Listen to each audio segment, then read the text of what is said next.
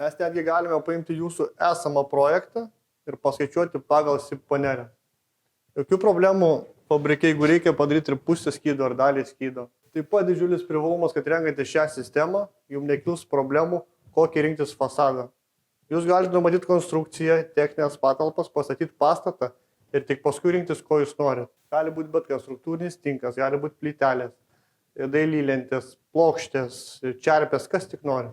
Turite architektūrinę laisvę rinktis sklypą, kuris jums yra patrauklus. Tai reiškia, jūsų neriboja, kad yra nestabilus dirvožėmis, kalnuota ar daug akmenų, nes šią konstrukciją nesunkiai galima statyti ant polinių pamatų. Visas namas sveria tik tai apie 6 tonas. Taip pat reiktų atkreipti dėmesį, kad vieną namą, 80 kvadratų, galima pakrauti į vieną fūrą. Visas konstrukcijas galima iškrauti rankomis be kelimo įrangos ir gali sumontuoti 2 žmonės.